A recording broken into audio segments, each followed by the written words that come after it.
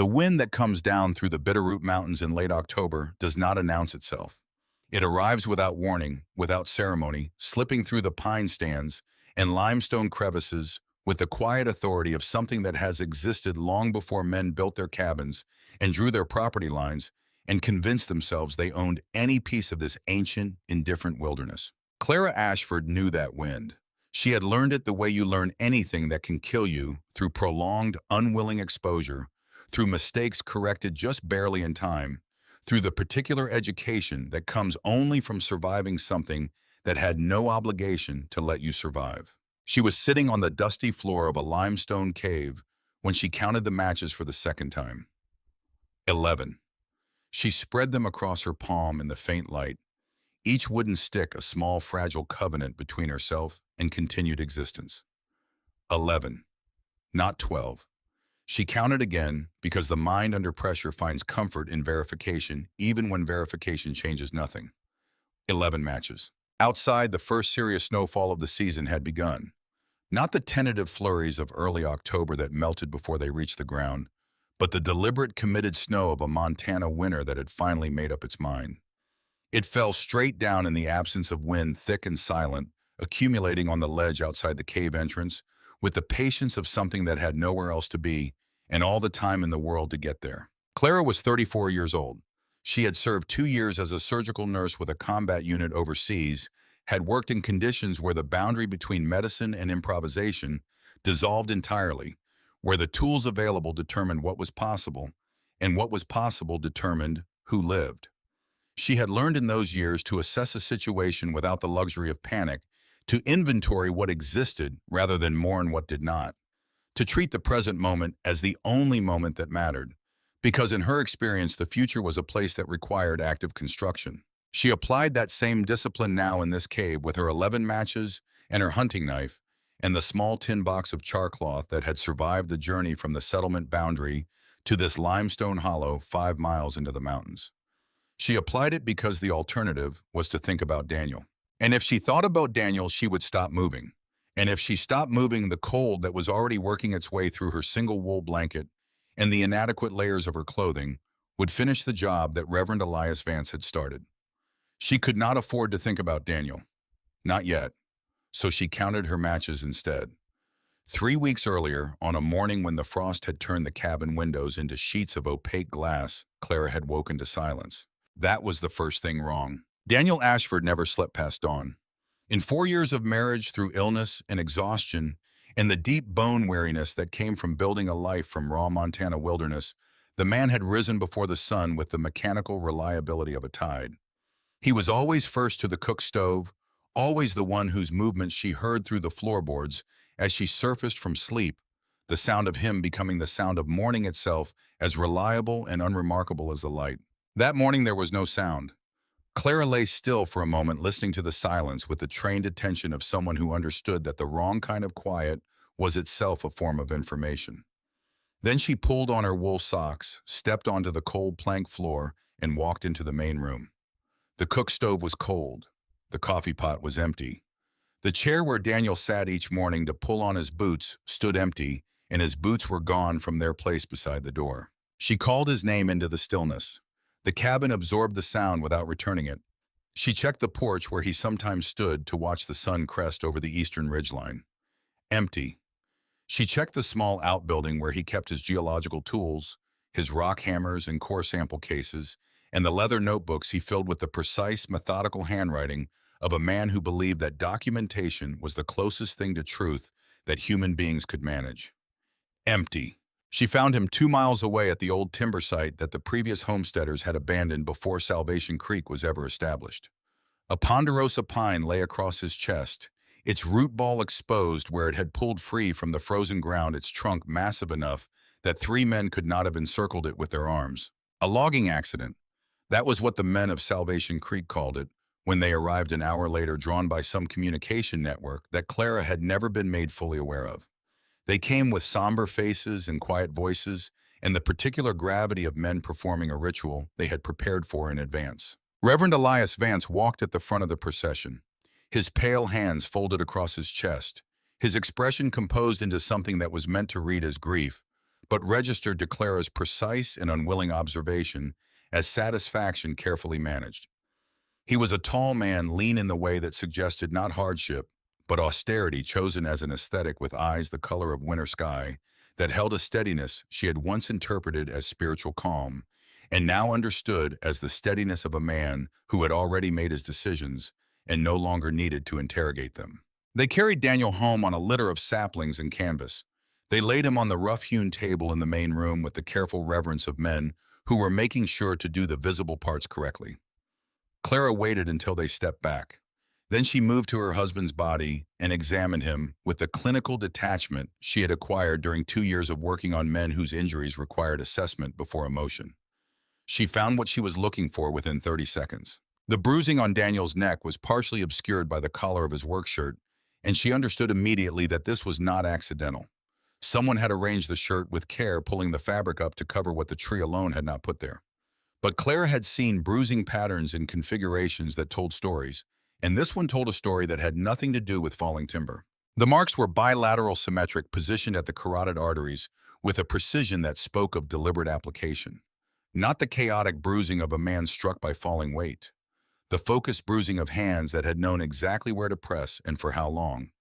She stood there for 3 seconds processing the information. Then she smoothed Daniel's collar back into place, straightened up, and turned to face Reverend Vance with an expression that gave him nothing. She had learned in her years overseas that the most dangerous thing a person in a vulnerable position could do was reveal the full extent of what they knew. Information disclosed prematurely became a target. Information held quietly became a weapon. So she said nothing about what she had seen. She thanked the men for bringing her husband home. She accepted Vance's words of condolence with a lowered gaze. She let them believe she was a grieving widow, stunned and confused, leaning on the community for support. It was the most difficult performance of her life, and she executed it without a single false note.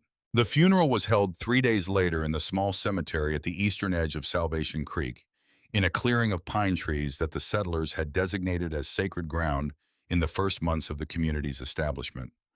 31 of the 47 residents attended. The others sent word of illness or pressing work, which was the polite language of people who could not bring themselves to participate, but also could not bring themselves to refuse. Clara stood at the graveside in her good coat, the one she kept for Sundays, and occasions that required her to present a version of herself that was separate from the daily work of survival. The temperature was below freezing. Her breath made small clouds in the still air. She watched them lower the wooden casket that Daniel's neighbor had built in 2 days from seasoned pine, working through the nights with a lantern and a set of hand tools refusing payment. She was grateful for that. She filed it away alongside the other things she was grateful for, because gratitude was something to be carried carefully during difficult times, held close and protected from the cold. Ruth Mercer stood beside her during the service. They had been friends since the second month after Clara and Daniel's arrival at Salvation Creek, a friendship that had developed with the particular intensity that forms between women in isolated circumstances, where the usual abundance of social connection is stripped away and what remains is either genuine or nothing. Clara had sat with Ruth through 3 nights of pneumonia the previous winter, cooling her fever with wet cloths, monitoring her breathing with professional attention, sleeping in the chair beside Ruth's bed in 90-minute intervals so she could be awake when needed. When Reverend Vance finished the words about God's mysterious purposes and the faithful departed, Clara turned to Ruth and reached for her hand. Ruth pulled away, not quickly, not dramatically, just a small definitive withdrawal, her hand retreating before Clara's fingers could close around it, her eyes moving sideways to a point somewhere beyond Clara's left shoulder. Clara let her own hand fall back to her side. She stood very still for a moment, processing this new piece of information, fitting it into the pattern she was assembling with the same methodical care that Daniel had applied to his geological surveys. Ruth Mercer knew, not suspected, knew. The withdrawal was not the flinching of someone caught between loyalty and fear. It was the gesture of someone who had already made their choice and was now managing the discomfort of standing next to the consequences, which meant that at least some members of Salvation Creek had known what was going to happen to Daniel before it happened, had known and had chosen the community's stability over one man's life. Clara kept her face still. She kept her hands at her sides. She watched them finish filling in the grave, and she listened to the final hymn, and she thanked the people who offered their condolences one by one, looking each of them in the eye with an expression of composed grief that revealed nothing of what she was actually doing, which was memorizing their faces and their words and the particular quality of their discomfort.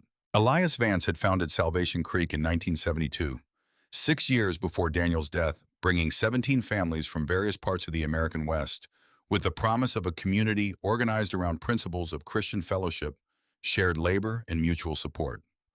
The land in the Bitterroot Valley was remote, but arable, the water clean, the timber plentiful.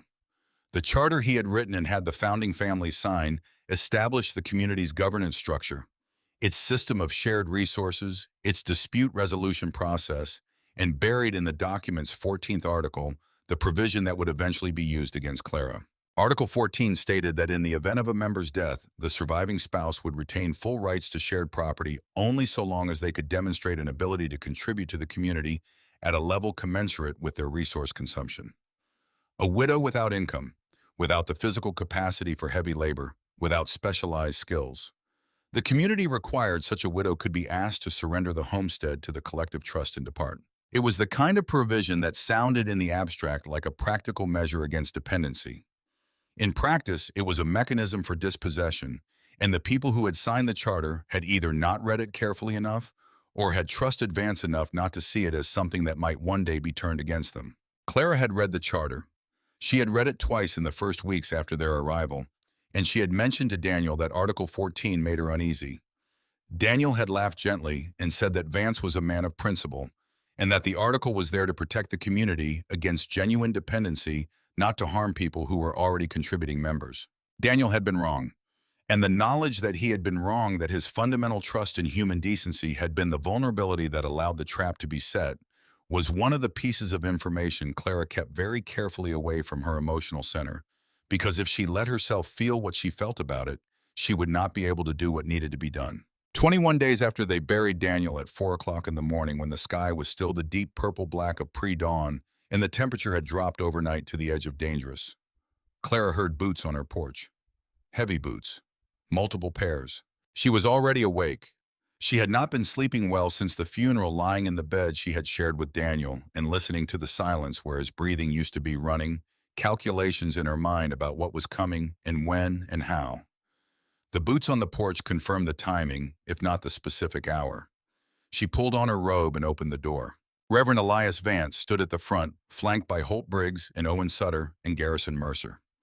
Behind them, at the edge of the lamplight, a small cluster of settlers stood in the cold witnesses to what was about to be enacted in their name. Vance did not waste time on preamble. His voice was flat and administrative, carrying the particular tone of a man who has convinced himself that the thing he is doing is not personal, but procedural, that he is not making a choice but executing a decision that has already been made and ratified by a process that legitimizes whatever follows. He told her about Article 14. He told her about the council vote. He told her about Daniel's debts to the community, the seed borrowed from common stores, the tools maintained by collective labor, the cabin raised with the help of neighbors. He told her that a widow alone could not contribute an equivalent share, and that the community could not sustain members who could not sustain themselves. She had 1 hour to collect what she could carry. Clara listened to all of it without interrupting. She was listening not just to the words, but to the gaps between them, to the things not said, to the particular way Vance's voice moved across certain phrases too smoothly, the practiced smoothness of lines rehearsed until the roughness was gone. When he finished, she looked at him with the steadiness she had maintained since the funeral. Daniel built this cabin, she said, with his own hands and his own money saved before we arrived at this settlement. The seed was paid for. The tools were returned. We owe this community nothing that has not already been repaid. Vance looked at her the way men look at inconvenient truths, briefly dismissively, with the practiced efficiency of someone who has learned to keep moving past obstacles by refusing to acknowledge their weight. The council has voted, he said. Article 14 is clear. Holt Briggs moved into the cabin without waiting for further invitation, a rolled document in his hand that he pressed against her chest hard enough to make her take a step backward. He was a large man, broad through the shoulders, with a face that had settled over the years into an expression of permanent low-level contempt, the face of someone who had learned early that size was a form of argument and had never found reason to develop any other kind. Clara looked past Vance to the assembled witnesses. She found Ruth Mercer in the group standing near the back with her arms wrapped around her middle and her eyes fixed on the ground. Garrison stood beside his wife with his jaw set and his hands still at his sides, a man who had not yet decided what he was and was hoping the decision would somehow be made for him by circumstances. The hour passed in a kind of waking dream, the unreality that descends when events move beyond what the mind has prepared itself for and the body simply continues functioning because it does not know what else to do. Holt stood in the doorway watching her pack the Winchester rifle cradled in his arms as a reminder of the available range of outcomes. When she reached for Daniel's heavy wool coat on its hook by the door, Holt shook his head. Community property, leave it.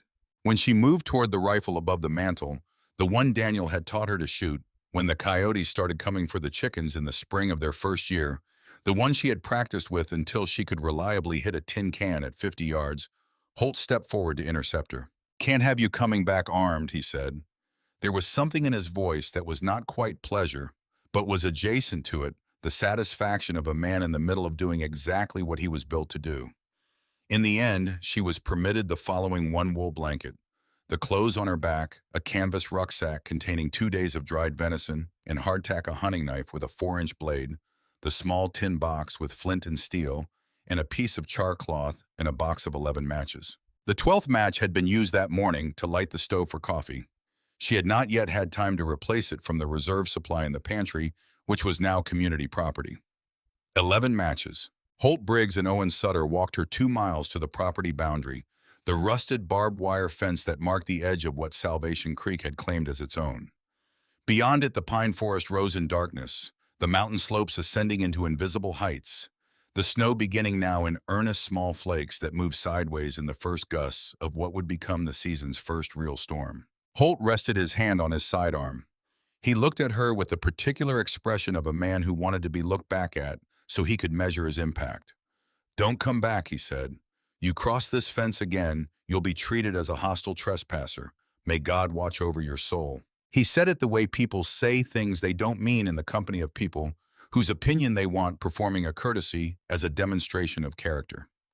Then he and Owen turned and walked back toward the settlement, and she heard Owen say something she could not quite make out, and she heard Holt laugh, and then the snow thickened, and the distance swallowed both the voices and the laughter, and she was alone. The nearest town was Missoula, 40 miles through wilderness that did not know or care about the distinction between the living and the dead. The mountain passes would be impassable within 2 weeks when the heavy snow arrived. To be expelled now was a death sentence delivered with paperwork. This was not an oversight or an excess of procedural zeal. This was the point. Clara stood at the fence line for 90 seconds. She counted them. She allowed herself 90 seconds to stand in the cold and the snow and feel the full weight of what had happened. The loss of Daniel, the loss of the life they had built, the calculated cruelty of what was being done to her, and the careful legal architecture that had been constructed to make it look like something other than what it was.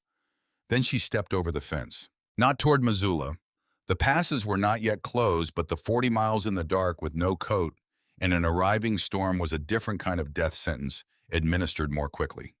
40 miles on open trails in what she was wearing was a calculation that did not resolve in her favor. But 5 miles northeast, up treacherous slopes and through dense forest that she would have to navigate by memory and by moonlight, there was a place that no one in Salvation Creek knew about. A place Daniel had shown her the previous summer during a long afternoon of tracking a wounded buck. A place he had revealed with the particular quiet enthusiasm of a man sharing something precious. She had been walking beside him through thick forest when he stopped at the base of a limestone cliff and turned to her with that expression she associated with his best discoveries, the expression that made him look younger and more certain than the world usually allowed him to appear. He pulled aside a curtain of dead ivy and showed her the narrow opening in the rock. "Nobody in Salvation Creek knows this place exists," he had said. At the time, she had taken this as the simple pleasure of a private discovery, a man's delight in having found something that was only his, only theirs. Standing at the fence line in the dark and the snow, she understood it differently. She understood it as a man who had been keeping geological notebooks for a year, who had been conducting surveys that he had not discussed with the community leadership, who had been moving through the mountains with the methodical purpose of someone building toward a conclusion. A man who had understood, perhaps before she had, that the place they had chosen to build their lives was not safe, that the man who led it was not what he claimed to be, that if something happened to him, she would need to know where to go. The fury that had been building in Clara Ashford since the moment she had found the marks on Daniel's neck, since the moment Ruth Mercer had pulled her hand away at the graveside, since the moment Holt Briggs had pressed that rolled document against her chest hard enough to make her stumble, that fury hardened now into something structural. Not an emotion, a foundation, the thing she would build everything else on top of. She turned her back on Salvation Creek and stepped into the pine forest. The terrain rose sharply, and the darkness under the trees was nearly absolute, the snowfall cutting off what little moonlight the clouds had been allowing through. She moved by memory and by the feel of the slope beneath her feet, ascending northeast by the position of the wind on her face, orienting herself by the gap in the ridgeline she had noted during a summer walk months before. Her feet were wrong for this work. The leather boots she wore were meant for cabin life, for walking between buildings and crossing muddy yards, not for climbing frozen scree in the dark. Within an hour, her feet had gone past cold into the beginning stages of numbness, which she recognized and monitored the way she would have monitored it in a patient with the dispassionate attention of a clinician who has no stake in the outcome except the outcome itself. She fell twice on the slope below the limestone cliff, going down hard on hands and knees, both times feeling her palms open against the frozen stone, the blood coming slowly in the cold and then freezing in the creases of her fingers before it could reach her wrists. The second fall, she lay still for a moment, pressed against the frozen mountainside, feeling the snow collect on the back of her coat and the rock hard and immovable beneath her. She thought about Daniel in that moment. Not the Daniel on the kitchen table, not the Daniel beneath the pine tree, not the Daniel in the grave. The Daniel of the previous summer, pulling aside the ivy curtain with his free hand, and the light in his eyes when the gap in the rock appeared, that boyish excitement that had survived intact through everything the world had done to reduce it. She got up. The ivy curtain hung dead and brittle with the season's frost, and for a moment she was certain the entrance had been sealed by rockfall, that the winter had taken this too, that the last thread of hope she had followed through 5 miles of darkness and cold and falling snow had led to a wall of limestone. But when she pressed through the tangle of dead vines, the narrow gap was there. She squeezed through into the cave, and the wind stopped. The sound of the storm cut off as suddenly as if a door had been closed, replaced by the deep, absolute silence of stone. The air inside was cold but still, and the stillness alone, the simple absence of wind against her skin, felt like something given. Clara Ashford collapsed onto the dusty floor of the cave. She allowed herself 30 seconds of shaking, of the violent, involuntary trembling that comes when the body finally releases the tension it has been holding against the cold. 30 seconds of something close to relief, though relief was not quite the right word for what a person feels when they have survived the first of many things that are still trying to kill them. Then she sat up. 11 matches. She took out the tin box with the char cloth and the flint and steel. Her fingers were clumsy with cold, the fine motor control that surgery had developed in her hands reduced now to blunt, imprecise movements that required twice the normal effort to accomplish half the normal result. It took 6 strikes of the flint before a spark caught the char cloth, and the cloth began to smolder, and she cupped it in her damaged hands and fed it carefully with shredded bark from the lining of her rucksack. The flame took, small, inadequate, almost insulting in its insignificance, against the vast cold pressing in from all directions. But real, actual warmth at the center of actual light. Clara fed the fire with the debris that had blown into the cave entrance over months and years. Dry pine needles, small twigs, a fragment of bark. She built it slowly, carefully, the way you build anything that matters. With attention, with patience, without hurrying past the steps that must not be hurried past. When the fire was established enough to sustain itself for a few minutes without her constant attention, she sat back and looked at the cave around her by its light. The chamber stretched back perhaps 40 feet before narrowing into a passage too tight for a person to navigate. The ceiling rose to 15 feet at its highest point. There was a natural chimney in the rock above the fire, a crack that angled upward through the stone and would carry the smoke out through the mountain surface somewhere above. Daniel had named it Whispering Hollow for the sound the wind made when conditions were right and the air moved through the stone in a particular way. She had laughed when he told her the name. It had seemed extravagant to name a cave. She was not laughing now. She was looking at the space with the eyes of someone evaluating a resource, measuring its dimensions, assessing its defensive qualities, calculating how long the wood debris near the entrance might last, and what she would need to do before morning to increase the odds that she would still be alive by the time it ran out. She was a surgical nurse with 2 years of field experience, 11 matches of 4-inch knife, 2 days of food, and no coat. She was also the only person who knew what had been done to her husband and why. And she was alive. For tonight, alive was enough. Tomorrow she would need more than alive. Tomorrow she would need to begin the work that would determine whether this cave was the place she survived or the place they eventually found her, frozen her bones, a problem resolved by spring. But tonight she fed the fire and let the warmth begin its slow recovery of her hands. And she did not think about Daniel, and she did not think about what came next. And she did not think about 11 matches, or 40 miles to Missoula, or Elias Vance's pale eyes, or Holt Briggs's smile at the fence line. She thought about the fire, the color of it, the sound of it, the irreducible fact of its existence in the darkness. She had made it. She would make the next thing too. The wind moved through the rock above her, the mountain breathing in the cold, and somewhere in the stone, the sound became almost like a voice, almost like a word, almost like the echo of a man who had stood in this exact spot the previous summer and looked at his wife with eyes that were trying to tell her something she would only understand later. Clara Ashford sat in the firelight and listened, and she began to plan. The first thing Clara Ashford learned about surviving a Montana winter alone was that survival was not a single decision made once at the beginning. It was 1,000 decisions made consecutively, each one depending on the one before it, each one creating the conditions for the one that followed. Miss one, miscalculate one, lose focus on one. And the chain broke, and the chain breaking was the end of everything. She understood this the way she had understood surgical procedure, not as philosophy, but as operational reality. You did not think about the patient's long-term prognosis while your hands were inside the chest cavity. You thought about the next 30 seconds. You solved the problem directly in front of you with the tools directly in your hands, and you trusted that solving it correctly would create the conditions for solving the next one. This was how she approached the cave. Not as a refuge, as a project. The fire needed to last through the night, and the night was going to be long. She spent the first hour in complete darkness, beyond the fire's small radius, crawling on her hands and knees, across the cave floor, collecting every piece of combustible material she could locate by touch.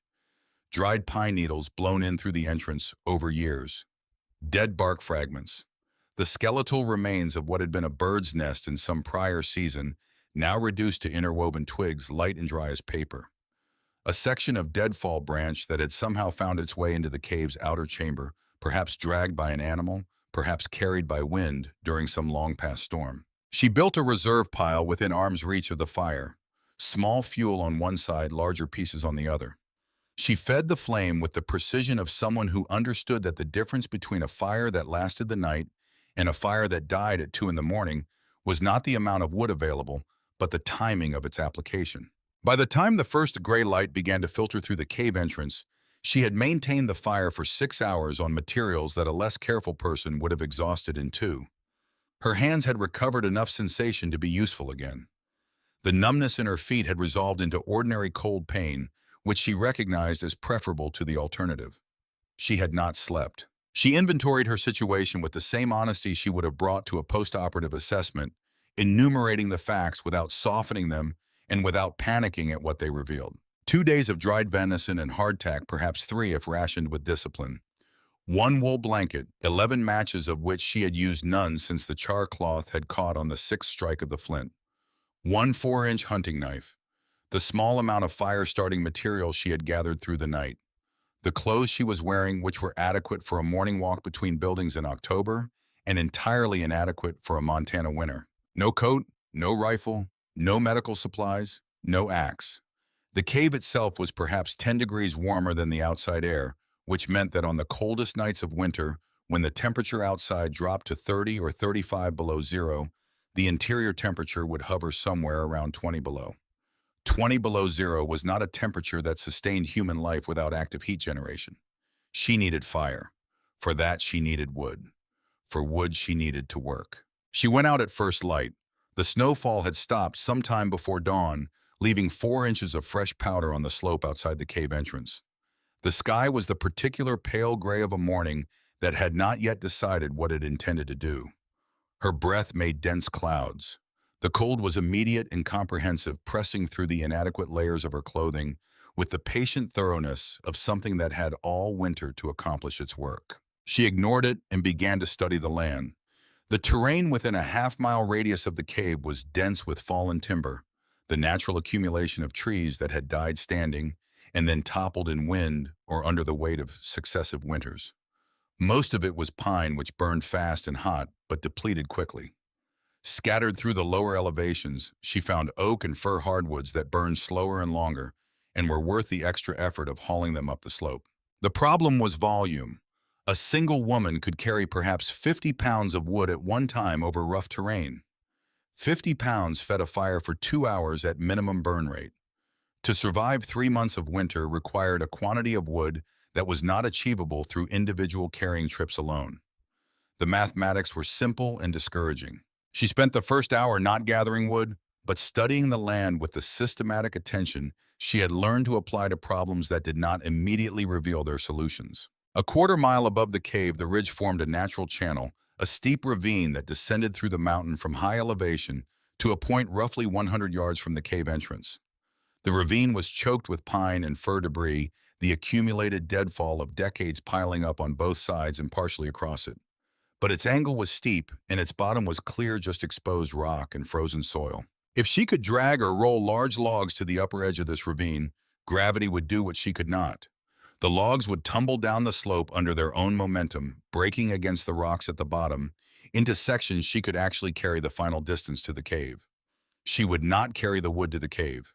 She would deliver the wood to the mountain and let the mountain carry it for her. She identified her first target, a dead oak wedged between two boulders, approximately a quarter-mile up the slope, a tree that had been dead long enough for the wood to season into the dense, dark hardwood that burned for hours.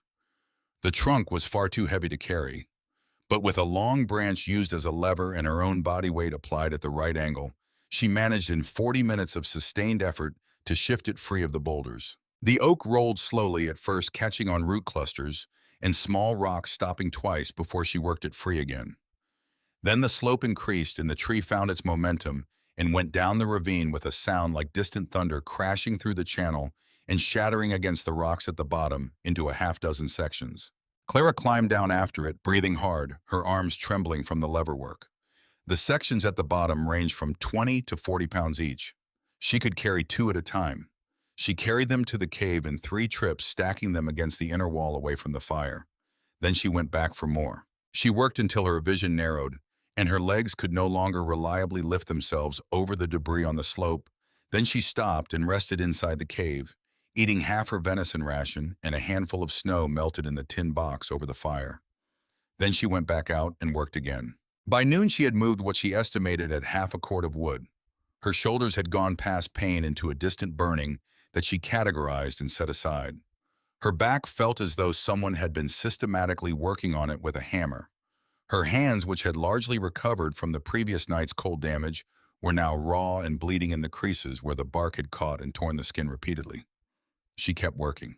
At mid-afternoon, scouting for another suitable log above the ravine's upper edge, she nearly stepped over what she initially took for a rock formation, and then, looking closer, understood was the partial carcass of a young mule deer. A cougar kill, judging by the claw marks on the haunches. The cat had taken its fill and then been driven off, probably by wolves, before it could return for the rest. The carcass was partially frozen, which had slowed decomposition. The meat was intact on the forequarters, and most of the hindquarters covered in a thin crust of ice, but sound beneath it. Clara stood over the deer for a long moment. 80 pounds of protein conservatively. Fat reserves visible along the spine and around the organs. In her current circumstances, this was not a fortunate find. It was the difference between the mathematics of survival working and not working. She field-dressed the carcass with her knife, working with the efficiency of someone who has done similar work under worse conditions, removing the organs and sectioning the animal into quarters she could transport. She took everything useful: the hide, the sinew, the organs that could be eaten immediately. She carried the quarters back to the cave in 2 trips. Her arms loaded past the point of comfort, moving quickly, because the scent of blood in the cold air was the kind of announcement that drew audiences she was not equipped to manage. That night, for the first time since her expulsion from Salvation Creek, she ate until she was full. She roasted venison over the fire, the fat dripping and sizzling, the smell of cooked meat filling the cave, with something that registered in some wordless part of her nervous system as safety, as adequacy, as the body's most fundamental form of satisfaction. She ate slowly and deliberately. She allowed herself to taste it. The meat would freeze solid in the cave's natural cold storage, preserved by the same temperatures that were trying to kill her. Rationed carefully, it could sustain her for 3 weeks. 3 weeks in which she could work without the metabolic deficit of near starvation, compromising every decision she made. She fell asleep that night in the firelight and slept for 9 hours without waking. On the second day, she found the axe head. It was wedged deep in a crevice in the limestone near the back of the cave. The handle rotted away to nothing. Decades ago, the steel pitted with rust but fundamentally intact. She worked it free with her knife blade, turning it over in her hands, testing the edge with her thumbnail. It held an edge, dull, neglected decades away from its last sharpening, but the geometry of the blade was sound, and the steel had not gone soft. With the sharpening stone from Daniel's box, the detail she had not yet allowed herself to fully dwell on, she spent 3 hours working the edge back to functionality. Then she spent another 2 hours fashioning a handle from a length of green oak, splitting the wood with her knife, shaping it, binding the axe head in place with leather strips cut from her belt and soaked in water that froze around the binding as it dried, locking the whole assembly into rigidity. The result was crude. It would have embarrassed a competent craftsman. But when she tested it against a section of the oak she had brought into the cave, it split the wood cleanly on the third swing. With an axe, her efficiency tripled. The wood she had been hauling in sections from the bottom of the ravine could now be split and stacked. Larger logs that had been unmovable became workable.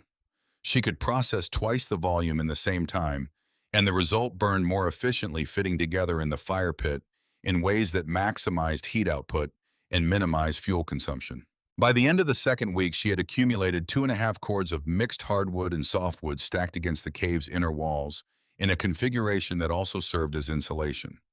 The mass of the wood absorbing and releasing heat in ways that buffered the cave's temperature against the worst of the overnight drops. She had also constructed what she thought of as the thermal mass, a ring of flat river stones arranged around the fire pit. The stones carefully selected for density and positioned to absorb heat during the burning hours and release it slowly through the long nights when the fire was reduced to coals. It did not make the cave warm, but it made the cave survivable. These were the days she could look at later and describe simply as work. Cold, hard, relentless work performed in the methodical rhythm that she had learned was the only reliable antidote to both physical deprivation and psychological deterioration. She did not allow herself to think too far ahead. She did not allow herself to think too far back. She lived in the immediate requirements of each day, and she executed them to the best of her ability, and she went to sleep and woke up and did it again. It was in this period, in those first 2 weeks, that she also searched the cave. She had been thinking about what Daniel had said at the limestone cliff that summer afternoon. The particular way he had said it, not as a casual observation, but with the quiet specificity of a man placing emphasis where he needed it to land. Nobody in Salvation Creek knows this place exists. Not isn't this a beautiful cave? Not look at what I found. Nobody knows this place exists. She ran her hands along the cave walls during the hours when the light was strong enough, moving from the entrance backward, pressing her fingers into every shadow and irregularity in the stone. She examined the floor in sections. She looked at the cave not as a shelter, but as a message written in 3 dimensions by a man who had understood that the direct route was not available to him. She found it on the 12th day. Near the back of the cave at chest height on the eastern wall, a mark scratched into the limestone with a metal tool, deliberate and precise. The letter D, and below it an arrow pointing down. Not their surname. D for Daniel. The name she called him. The name that belonged to the space between them rather than to the world outside. Clara's hands were steady when she knelt and began scraping at the compacted earth with her knife blade, following the direction of the arrow. She dug with controlled urgency, not the frantic digging of desperation, but the focused digging of someone who already knows something is there and is working toward it with the confidence of prior knowledge. The knife struck metal at 6 inches. She cleared the edges with her fingers working around the outline of an olive-drab military ammunition box, the kind designed to keep its contents dry through conditions that destroyed everything else. It was sealed with wax that had hardened into a shell over the months since Daniel had buried it here. She pried the lid with the knife, working the blade around the seal, feeling it crack and give. The lid came free. Inside, wrapped in oilcloth against the moisture that existed even in the driest stone, she found the things Daniel Ashford had left for the wife he had believed in enough to plan for. A canvas and wool coat large, meant for his frame, but serviceable for hers if she cinched the belt. She put it on immediately and stood for a moment inside the warmth of it, feeling the difference between cold and less cold, which in this place was the difference between everything and nothing. 3 boxes of Strike Anywhere matches, 50 sticks each. 150 matches. She set them beside the 11 original matches and allowed herself one moment of something that was not quite relief, but was its structural equivalent. 2 cans of preserved peaches, their labels faded, but the seals intact. A compact sharpening stone, finer grained than the one she had found earlier, meant for the final edge on a blade that had already been brought back to functional. And at the bottom, wrapped in a second layer of oilcloth, a leather-bound journal. Clara sat on the cave floor and opened it. The pages were filled with Daniel's handwriting, the precise, methodical script she had watched fill hundreds of pages of notes over their years together. The handwriting of a man who believed that observation recorded was observation preserved. Page after page of geological survey data, hand-drawn topographical maps of the ridges north and northeast of Salvation Creek. Chemical assay results for soil and rock samples, the numbers annotated with his characteristic brief notations that compressed complex assessments into single, accurate phrases. She turned pages without stopping, scanning the progression of the work, understanding, as she read the full scope of what Daniel had been doing during the long days he had spent in these mountains with his notebooks and his rock hammer, the days she had assumed were hunting or timber assessment, or the simple pleasure of a man who needed open country the way other men needed conversation. He had been prospecting, systematically, professionally, with the patience of a man who had the training to know what he was looking for and the discipline to look for it correctly. She turned to the final pages where his handwriting changed. The letters became smaller, more compressed, the entries shorter, the careful, methodical tone of the survey notes giving way to something more urgent. The second to last entry read, "Found it.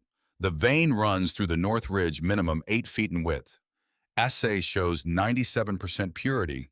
Commercial value substantial. Enough to change everything about this valley. Vance knows I have been surveying. Caught me taking core samples 3 days ago. He saw the vein. I tried to deflect, but he is not stupid, and I was not careful enough." He smiled when he looked at it. Not the smile of a man who has found something beautiful. The smile of a man who has found something he intends to take. He has asked me to meet him at the old timber mill to discuss a fair arrangement. He says there is a buyer in Helena willing to form a partnership that benefits everyone. I do not believe him. I will bring my rifle. Then the last entry, dated 2 days before his death. "Clara, if you are reading this, I did not come home. What happened was not an accident. The vein coordinates are on page 32. The assay samples are buried beneath the loose stone near the east wall of the cave. Take them. Take this journal. Ride to Missoula and file a claim with the county land office. The homestead is registered in both our names. The mineral rights are ours by law. Do not negotiate with Vance. Do not trust anyone in that settlement who knew what was planned and said nothing. If you cannot run, then fight. I have never stopped believing in what you are capable of. I am sorry I was not more careful. I love you entirely." Clara read those words 3 times. The grief she had been holding in careful containment since the morning she found Daniel at the timber site, holding it the way you hold pressure on a wound, when the bleeding cannot be permitted, finally breached the barrier she had constructed against it. It moved through her all at once, a wave that had been building for 3 weeks behind the operational necessity of keeping herself alive, and it broke now in the firelight of the cave her husband had prepared for her. She did not make sound. The grief that is too large for sound is its own category. She held the journal against her chest, and she sat in the dark, and she let it move through her, and she did not rush it because some things must be felt completely before they can be converted into something useful. When it was done, she was still sitting in the same position. The fire had burned down while she sat there, and she reached out with one hand and fed it without looking, the motion automatic, the body maintaining its priorities even when the mind was elsewhere. Then she opened the journal again and turned to page 32. The blizzard arrived on the third night with a violence that made every previous cold seem like a preliminary. The sound it made moving through the mountains was not wind in the conventional sense, but something larger, a systemic event, the atmosphere reorganizing itself around the season's intention. The cave entrance shook. The chimney crack in the stone above sang in pitches that shifted between registers as the wind found different angles of approach. Clara had spent the previous day preparing for exactly this. She had stacked sections of split wood across the cave entrance in an overlapping pattern that blocked wind while allowing a narrow passage for air and her own movement. She had positioned the thermal mass stones and built the fire to a size that would sustain itself on minimum feeding through the long hours when she needed to sleep. She survived the first blizzard inside the cave, feeding the fire in 4-hour intervals, sleeping in the gaps, eating measured portions of the venison and one of the cans of preserved peaches, which she ate slowly with a piece of hardtack. The sweetness of the fruit doing something to her nervous system that was entirely out of proportion to its caloric significance. The storm lasted 72 hours. When it ended, she dug herself out through 4 feet of accumulated snow at the entrance and emerged into a world that had been comprehensively remade. The landscape was unrecognizable, the familiar shapes of the terrain erased under white that stretched in all directions without interruption. The sky was the blue of absolute cold, the particular blue that appears only when the air has been stripped of everything that is not cold and light. Clara stood in it for a moment. She noted that she was still alive.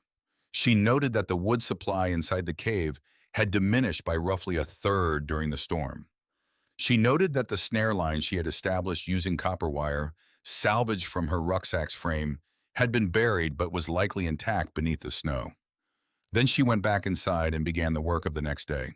December came down on the Bitterroot Mountains not as a month but as a verdict. The temperatures that had seemed severe in November revealed themselves as preamble. The thermometer, if she had possessed one, would have shown readings that went past the standard measurements of winter cold into the territory of genuine hostility, the territory where exposed skin blackened in minutes and breath crystallized before it dispersed. Trees exploded in the freeze, their sap expanding until the trunks split with sounds like rifle shots that echoed through the canyons in the pre-dawn hours. The deer meat ran out on December 8th. She had rationed it carefully, but the body burning calories against sub-zero temperatures was a furnace that consumed its fuel without reference to what was available. She transitioned to whatever the snares produced, supplemented by increasingly desperate foraging. Rose hips frozen on their stems, bitter and astringent and rich in vitamin C. Squirrel caches of pine nuts located by watching the animals in the days before the deepest cold drove them underground, then raided once the squirrels had retreated. Pine cambium, the living layer scraped from beneath the dead outer bark, boiled into a paste that provided carbohydrates without anything resembling satisfaction. Pine needle tea brewed and consumed daily without exception, because scurvy was not a medieval disease, but a practical threat to anyone subsisting in the absence of fresh vegetables for months. Her body registered the deficit in ways she monitored clinically. Weight loss that accelerated when the deer meat ran out, the ribs becoming visible beneath Daniel's coat. Hip bones pressing against the stone floor during sleep with a directness that woke her. Her period stopped in December, the body conserving resources with the ruthless pragmatism of a system focused entirely on maintaining core function. She noted all of this the way she would have noted a patient's declining indicators. She adjusted what she could adjust and accepted what she could not, and she kept working. The isolation was the component she had not fully calculated for, and it proved more difficult than the cold and the hunger combined. Days passed without the sound of any human voice, including her own. She began talking to herself not from loneliness, but from necessity, using speech to maintain the reality of her own existence against the silence that pressed in from all directions and was slowly, persistently attempting to dissolve the boundary between Clara Ashford and the stone and cold around her. She read from Daniel's journal aloud. She described what she was doing as she did it, narrating the work in the flat tone of a clinician dictating notes which gave the work a structure and a witness, even when the only witness was herself. She held arguments with the walls which did not respond, but which absorbed sound in a way that was better than nothing. The line between the woman she had been at Salvation Creek and whatever she was becoming here blurred and shifted. She was not losing her mind. She knew the difference between functional adaptations to extreme isolation and the disintegration of the self. What she was doing was closer to reduction than disintegration, the stripping away of everything that was not structurally essential, like the process that reveals the grain of the wood when everything soft has been removed. On the evening of December 20th, the temperature dropped past anything she had yet experienced. She woke from her first sleep interval to find frost forming on the inside of the cave walls. The fire had burned down to coals while she slept, and the cold had moved in with the speed of something that had been waiting. She rebuilt the fire quickly, her hands moving through the motions, and sat close to it and felt the cold pressing against her back, while the heat pressed against her face. She sat there for a long time. There was a moment in the deep center of that night when she became aware of something she had not allowed herself to consciously register before. She could not clearly remember the sound of Daniel's voice. She could remember its quality, its register, the particular cadence of his speech when he was describing something he found fascinating. But the actual sound of it, the specific acoustic reality of him speaking her name, had begun to fade. This frightened her in a way that the cold and the hunger did not. She opened his journal and began to read aloud. Not the geological surveys, the margins, the small notations he had made in the corners of pages throughout the year of his surveying observations that had nothing to do with silver deposits or assay results. Brief sentences about the quality of the light on a particular afternoon. A note about the way she laughed when something surprised her. An entry about finding a meadow of late-season wildflowers and wishing she were there to see it. A line written in the very small script he used when he was writing something private that said simply, "She is the best thing I have ever done choosing her." Clara read every margin notation in the journal that night, speaking each one into the cold air of the cave, refusing to let them exist only in silence. By the time the storm broke 3 days later, she had crossed a threshold she recognized. Not a breakdown, the opposite. The thing that happens when everything non-essential has been stripped away and what remains has been tested sufficiently to know its own quality. She was still Claire Ashford. She was still standing. And she was still furious. January arrived in two voices. The first was silence, the deep freeze that followed the December storms, a cold so total that the world outside the cave ceased to make sound entirely, as though the temperature had suppressed even the possibility of noise. The second voice came on the 25th, and it broke the silence in a way that sent electricity through every nerve she possessed. The crunch of snowshoes on compacted snow. She heard it from inside the cave, faint but unmistakable, the rhythmic compression of someone moving across the frozen surface of the slope below her position. Not an animal. Animals did not move in that pattern, that deliberate, even cadence of human locomotion. Someone was out here. She was on her feet and at the entrance before the thought fully formed, moving through the snow tunnel with the automatic speed of a response that bypassed conscious decision entirely. She pressed herself against the limestone beside the cave opening and looked down through the screen of ice-laden pine branches at the valley floor below. Two figures, 200 yards distant, perhaps slightly more, moving upslope in a methodical search pattern, checking the terrain feature by feature, the way men move when they are looking for something specific and believe they will know it when they see it. She recognized Holt Briggs from his walk alone, that heavy, forward-leaning gait of a man who moved through the world as though the world owed him right of way. The second figure was younger, less certain in his movements, picking his way through the terrain with the careful hesitation of someone who had not been in this country long enough to read it. Owen Sutter. Both carried rifles with scopes. Both carried heavy winter packs. Both moved with the deliberate focus of men who had been given a specific assignment and intended to complete it. The cold air carried sound with unusual clarity. She pressed herself against the stone and listened. Holt's voice came up from below, the words arriving with the precision of a man who was not concerned about being overheard, because he was certain there was nothing alive up here to hear him. Vance said the woman's husband was surveying out here for months before he died. He had to have cached his documentation somewhere. If she made it this far before the first storm, she might have found it. "We find her bones. We find what she was carrying." Owen's response was quieter. She strained to catch it, and the words came in pieces, not complete sentences. 3 months. Nobody survives. Frozen somewhere under the snow. Holt's laugh was short and dismissive. Then we find the frozen body, find the journal. Either way, Vance gets what he needs before the federal surveyor shows up in April. Spread out. Look for caves, overhangs, anything with a windbreak. She was a field medic, she'd have looked for shelter. Clara pressed herself flat against the stone and took 3 even breaths. They were roughly a quarter mile from the cave entrance, moving upslope in the right direction. If they continued their current line, they would reach her position within 2 hours. She could not allow that. She could not outrun them. She had no rifle. In any direct confrontation between a woman with a 4-inch knife and 2 men with scoped rifles and a winter's worth of supplies, the outcome was not a question. But she had 3 months of knowledge of this terrain that they did not have. She had moved across every ridge and ravine within a half-mile of this cave in every condition of weather and light.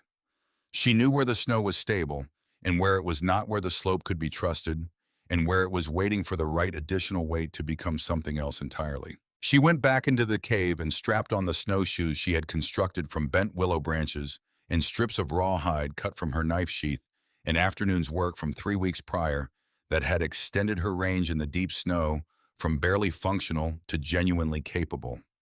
She checked the fire, reduced it to coals that would sustain themselves for hours without feeding. She took her knife. She took nothing else. Then she moved northeast along the ridgeline, staying below the crest, to avoid silhouetting herself against the sky, moving through the frozen pines with the practiced quiet of someone who had spent 3 months learning what this mountain asked of the people who moved across it. A quarter mile from the cave, the ridgeline formed the edge she had identified weeks earlier during a wood-gathering expedition taken farther than usual by the need to find accessible hardwood. The prevailing winter winds from the northwest had built massive snow cornices along the eastern face of the ridge, overhanging lips of compacted snow that jutted out over a 50-foot drop to the boulder field below. They looked solid. From above, standing on them, they would feel solid.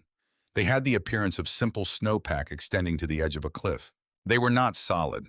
She knew this because she had spent weeks watching the way the frost formed differently on their surfaces, the way small sections released and fell after temperature swings, the way they moved almost imperceptibly during the warmest hours of midday.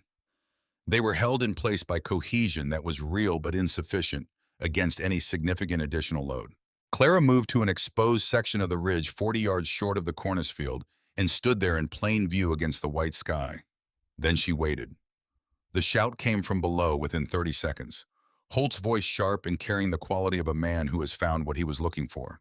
A rifle shot followed almost immediately, the sound arriving a full second after the impact.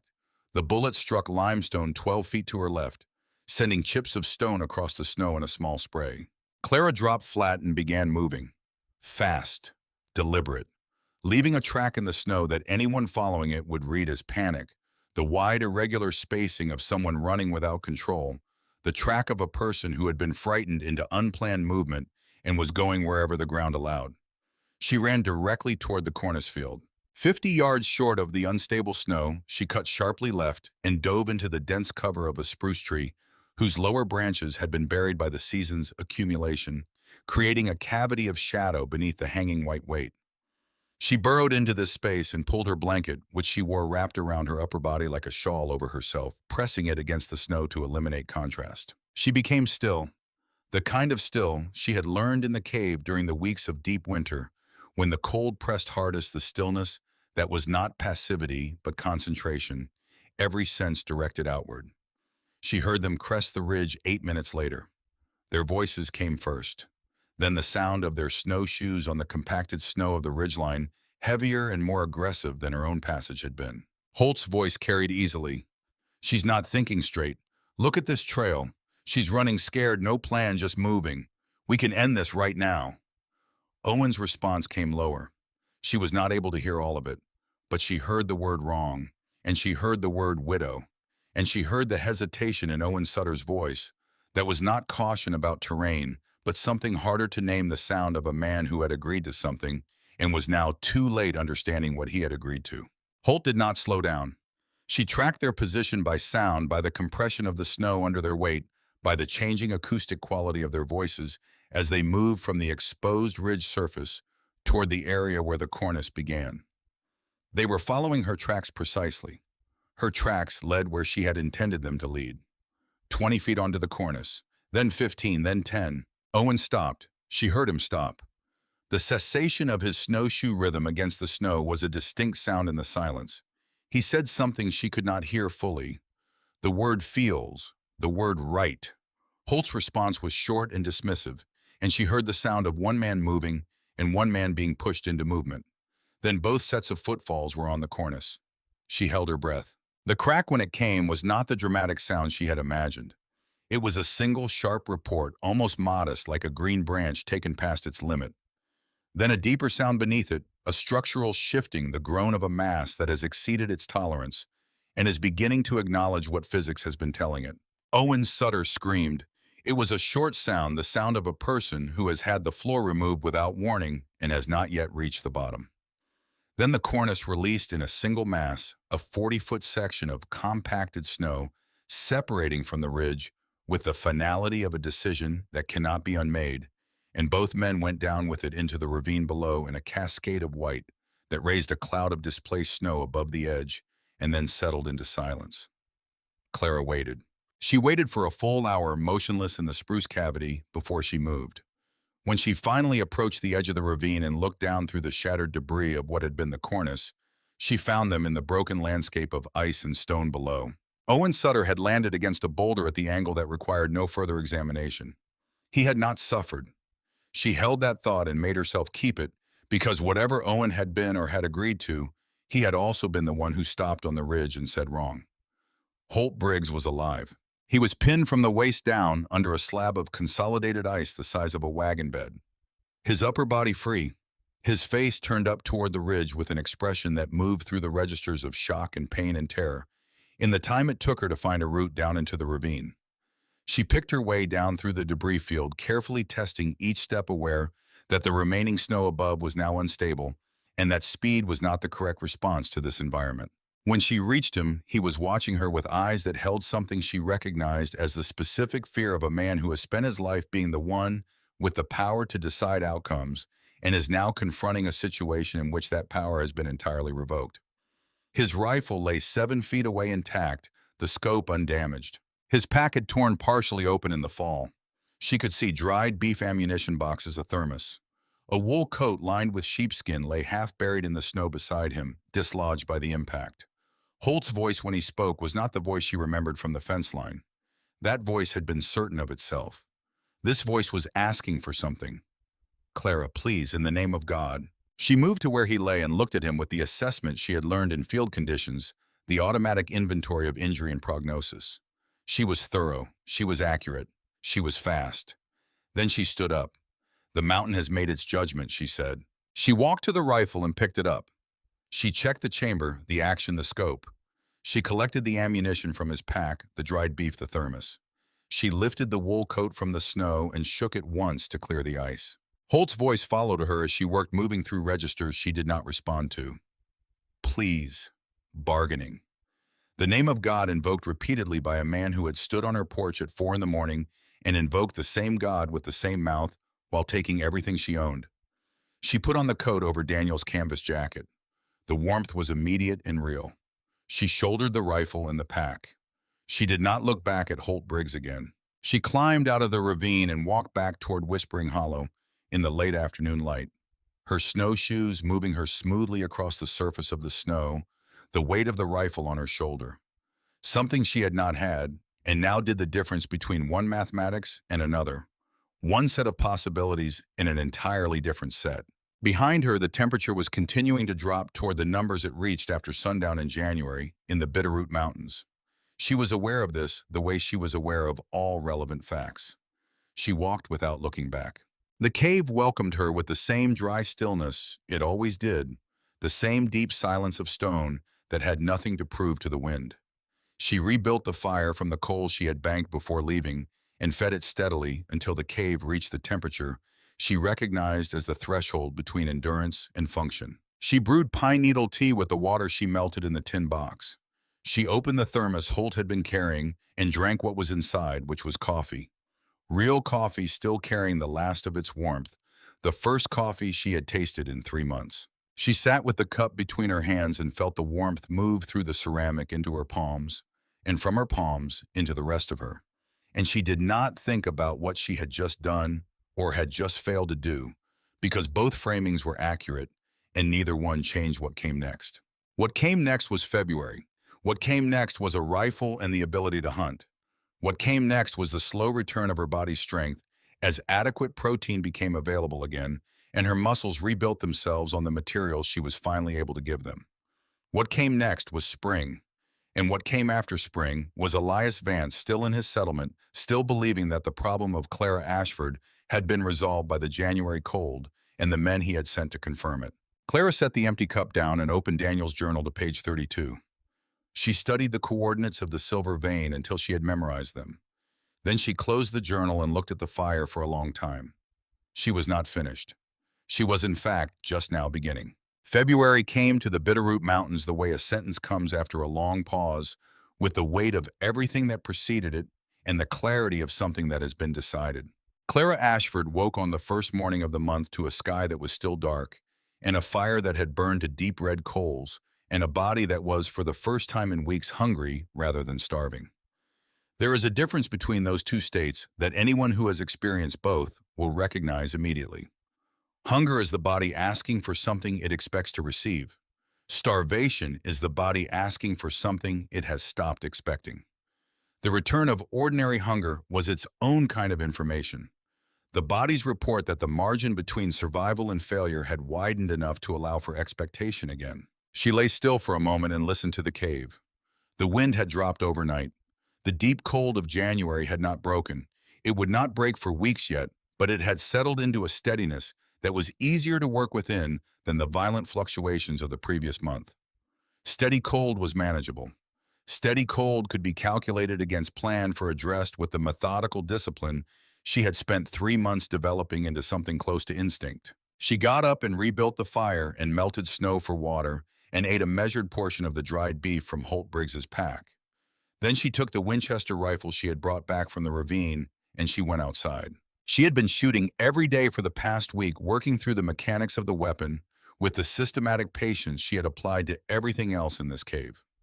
The rifle was a finer instrument than the one that had been taken from her, better balanced, better sighted, the scope calibrated to a precision that revealed itself in the way the crosshairs settled and held at distance.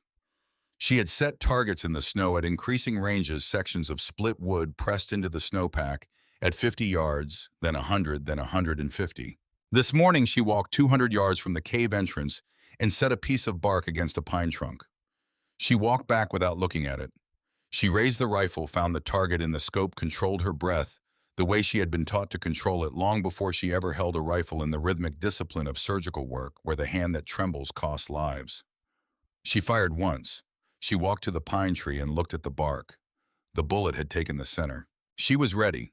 She found the buck on the third day of hunting, a large mule deer moving through the sparse timber on the south-facing slope, where the snow was shallower and the dry grass beneath it was accessible to animals that knew where to look. He was moving upwind of her position, which gave her the time to settle into stillness against a pine trunk and wait for the angle she wanted. She did not rush it.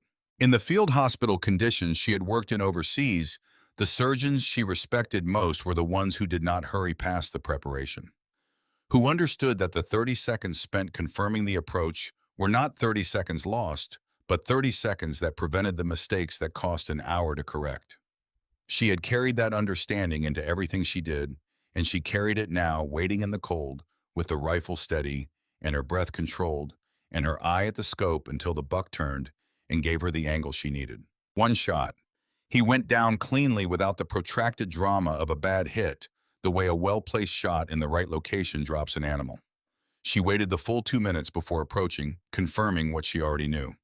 Then she began the work of processing the animal where it lay, her knife, moving through the familiar motions, the cold air carrying the steam from the carcass upward in a plume that dissipated against the gray sky.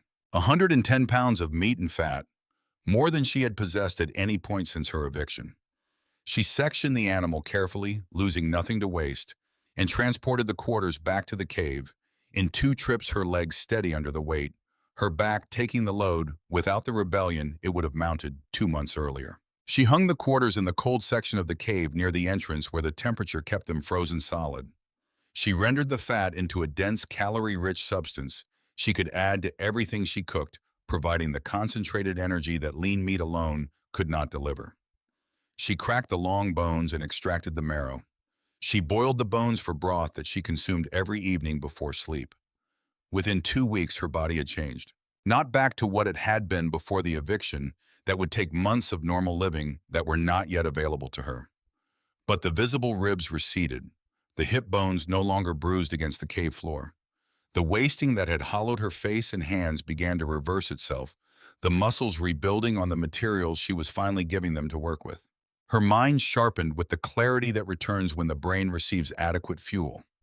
The fog that had settled over her thinking during the worst of December and January, that slight dulling of the edge that she had noticed and compensated for, and not been able to correct because correction required resources she did not have, that fog lifted. She was thinking clearly now, completely, with the full capacity of a mind that had been educated in difficult circumstances and tempered in harder ones, and was now finally working at the level the situation required. She spent the long evenings reading Daniel's journal with the attention of a lawyer preparing for trial.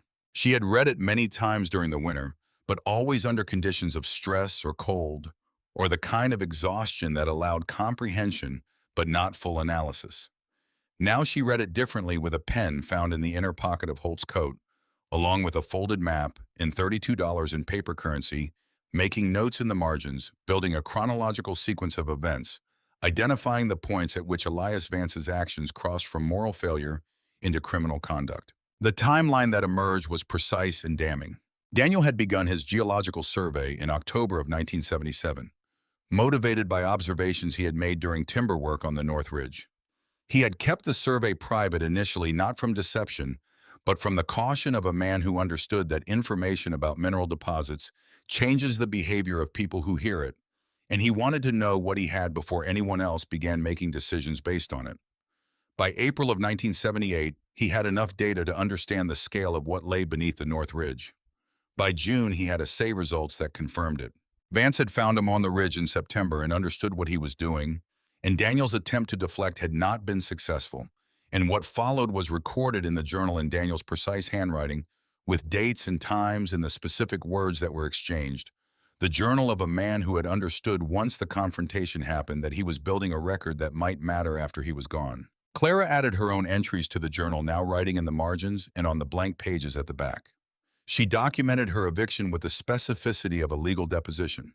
She recorded every name, every action, every word she could accurately recall. She wrote about the night Vance and his men came to her porch at 4 in the morning. She wrote about what Holt Briggs had said at the fence line. She wrote about the marks on Daniel's throat and what she had seen when she examined him. She wrote about January 25th and what she had heard from her position on the limestone cliff and what had followed from it. She wrote it plainly without embellishment or excuse, the way she would have written a clinical report, because the truth required no embellishment and would not benefit from excuse. She was building a case, and she was building a witness. The woman who would testify to what Elias Vance had done needed to be unimpeachable, and the only way to be unimpeachable was to document everything accurately and hold nothing back and let the facts carry the weight that facts carry when they are assembled correctly and completely and without apology. She read Daniel's third-to-last entry again on the evening of February 20th, sitting close to the fire with the journal open across her knees. The entry detailed something she had noted on her first reading and returned to on every subsequent reading, something that grew in significance each time she considered it. Daniel had written Vance has been in contact with Harlan and Set Mining out of Helena since at least March. He had a representative visit the settlement last spring, introduced as a church administrator from the regional diocese. I saw the man examining soil samples from the North Ridge. At the time, I did not understand why. Now I do. Vance knew there was something valuable up here before I confirmed it. He was already in negotiation before I found the vein. He needed clear title to the land. Our homestead is the obstacle. I am the obstacle. Clara sat with this for a long time. Vance had not acted impulsively when he had Daniel killed. He had not panicked when Daniel found the silver and decided in the moment to eliminate a complication. He had known about the mineral potential of the land before Daniel's survey confirmed it. He had been in contact with a mining company. He had been building toward this for over a year, positioning himself managing the community's finances and legal structure, ensuring that the charter provisions that could be used to dispossess the homesteaders were firmly established and accepted as normal procedure before the moment came when he needed to use them. This was not a crime of opportunity, this was a plan, which meant that the families of Salvation Creek, all 47 of them, were not witnesses to what Vance had done. They were his instruments, and they were his cover, and they were also when the contracts with Harlan and Set Mining came due as victims. Because the agreements Daniel had referenced in the journal, the ones he had described as covering the northern land, including multiple homestead claims, those agreements, if they stood, would eventually result in every family in Salvation Creek losing the land they had worked and built on for 6 years. Vance had not just killed her husband to steal their homestead. He had been preparing to dispossess an entire community. Clara closed the journal and sat with this for the rest of that evening, feeling the shape of it, understanding what it meant for the confrontation she was preparing for. She had come into this winter believing she was fighting for Daniel's life to be accounted for and her own survival to be established and the record to be set right. She was still fighting for all of those things. But she was also, it turned out, fighting for Ruth Mercer and Garrison Mercer and Owen Sutter's mother and every other person who had built their life on this land in good faith and was about to have it taken from them by a man they trusted with their spiritual guidance and their community governance and the legal framework of their daily existence. She did not forgive them for what they had done and not done. Forgiveness was a transaction that required a willingness she did not have access to and was not certain she would ever have access to, and she was not going to pretend otherwise. But fighting for people who needed fighting for was something she understood regardless of whether she forgave them. It was what she had done overseas in conditions where the men whose lives she was trying to preserve were sometimes men whose choices she would not have made. You did the work. The moral accounting was separate. March arrived gradually the way seasons change in the mountains, not as a sudden reversal, but as a slow accumulation of small differences that one day add up to something undeniable. The days grew longer in increments that were individually imperceptible and collectively enormous. The temperature still dropped below zero most nights, but the midday hours began to reach into the 20s and occasionally the low 30s. Water ran under the ice of the stream below the cave, with a sound she had not heard since October. The particular sound of moving water, which registered in some deep part of her nervous system, as the sound of change of conditions, shifting of the static world of deep winter, beginning to consider other possibilities. She trained every day. She hiked the surrounding ridges in conditions that would have stopped her in November, pushing her stamina back toward the level she would need moving through the terrain with the pace and the endurance of someone who had been shaped by months of physical necessity into something different from what she had been. She was not heavier than she had been before the winter, but she was different in ways that weight alone did not measure. The movements of a person who has spent 5 months moving across winter wilderness for survival rather than exercise carry a different quality, an economy of effort, an efficiency of attention, a relationship to difficult terrain that is less about conquering it and more about understanding it deeply enough to use it correctly. She practiced with a rifle until the motions were unconscious. Load, aim, breathe, fire. The sequence executed with the automaticity of something that had been done enough times to bypass the deliberative process entirely. At 200 yards, she was consistent. At 150, she was reliable. At the distances she anticipated needing, she did not miss. On the 15th of March, during the 3-day warm spell that raised the temperature above freezing for the first time since autumn, Clara sat outside the cave entrance on a flat boulder that had been in shadow all winter and was now in full sun, and she felt the actual warmth of the March light on her face and closed her eyes. She thought about Daniel, not the details of what had happened to him, not the evidence she had assembled, or the case she had built, or the confrontation she was moving toward.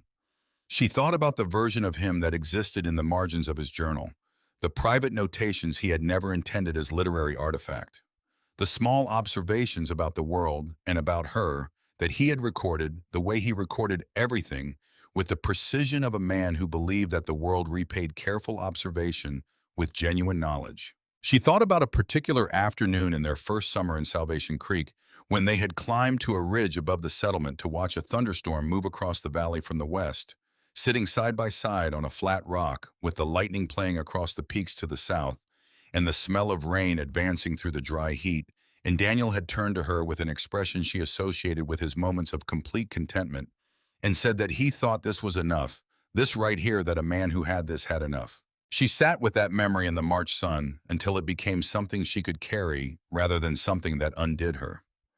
Then she opened her eyes and looked at the Bitterroot Mountains in the early light of a spring that was making its intentions clear. She had things to do. On the 10th of April, with the snow reduced to scattered patches on the north-facing slopes and the trails through the lower timber finally passable, Clara Ashford packed what she was taking and took one last look at Whispering Hollow. The cave that had been her fortress and her prison, the place where one version of herself had died and another had been constructed from the materials available, rock and cold and fury, and a dead man's careful preparation, and the particular stubbornness of a woman who had decided that spite was a valid foundation for a life received her last look without comment. Stone did not comment. That was one of its virtues. She had arranged the fire pit stones in a final configuration that would hold the ash and char safely. She had stacked the remaining wood neatly against the wall. She had folded the canvas from Daniel's coat box and placed it on the shelf near the back, where the D scratched into the stone above. It still held the arrow pointing down the mark of a man who had believed in her enough to leave her a map. She touched the mark once with her fingertips. Then she shouldered Holt Briggs' pack, which now contained Daniel's journal, the ore samples from the east wall cache, 3 boxes of matches she would not need, the remaining dried provisions, and the thermos she had washed and filled with boiled water that morning. She carried the Winchester in her right hand with the ease of something that had become ordinary. She walked out of the cave into the April morning. The journey to Salvation Creek took 2 days. The terrain that had nearly killed her in October was transformed by spring into something that was still difficult, but was difficult in the way that trails are difficult, in the manageable way of uneven ground and stream crossings and gradients that asked something of the legs without asking everything. She moved at a pace that was not hurried. She was not hurrying. The dead do not rush their resurrections. She camped the first night in a stand of old-growth pine, a mile below the Whispering Hollow elevation, building a small fire and eating the last of the dried venison and looking at the stars that were visible through the canopy, the stars over Montana in April, which were numerous enough to create the impression that the darkness between them was the exception rather than the rule. She arrived at the perimeter of Salvation Creek on the morning of April 13th. She stood on the ridge above the settlement and looked down at it in the early light. 47 cabins arranged in the loose grid the founding families had established in the first months, the fields being turned for spring planting. Smoke from breakfast fires rising in thin vertical columns in the still morning air. People moving between buildings in the ordinary purposeful way of people whose day has a shape they can anticipate. None of them looked up at the ridge. Clara checked the rifle one final time. She chambered around the metallic sound, precise and final in the morning quiet. She adjusted the pack on her shoulders. She looked at the settlement for another moment, taking in the details of a place she had helped build and been expelled from and had thought about every day for 5 months. Then she walked down the ridge. Her first sight was a child, a boy of perhaps 8, crossing the open ground between 2 cabins with a water bucket in each hand, his breath making small clouds in the morning air. He looked up and saw her, and the buckets dropped simultaneously, water spreading across the mud in 2 dark patches, and his mouth opened and stayed open, while the rest of him went completely still. Then he ran the way children run when they have seen something that adults need to be told about immediately, with the total commitment of a body that has transferred all available resources to speed. Clara did not change her pace. Within 2 minutes, people were emerging from their cabins. She watched their faces as she walked through the settlement, the progression from confusion to recognition to something that moved through shock and disbelief and fear, and arrived at the far side of those things, at a place she recognized as the look of people who are being required to account for themselves in ways they had not anticipated and for which they had made no preparation. She walked past Ruth Mercer, who stood in the doorway of her cabin with one hand pressed flat against the doorframe and the other covering her mouth, her face the color of the snow patches on the north-facing slopes above the settlement. Ruth's eyes followed her as she passed. Clara did not meet them. There were things that merited acknowledgement and things that did not, and she had decided during 5 months in a cave which category Ruth Mercer's choice fell into. The meeting house stood at the center of the settlement, the largest structure in Salvation Creek, built in the second year with community labor and maintained as the focal point of the community's shared life. The double doors were closed, but not latched. Sunday service would be underway. She could hear Elias Vance's voice through the wooden walls before she reached the steps. The practiced cadences of a man who had been preaching for enough years that the delivery had become a separate skill from the content, the voice moving through its register of authority and consolation with the smooth automation of long practice. Clara walked up the steps. She kicked the doors open and walked in.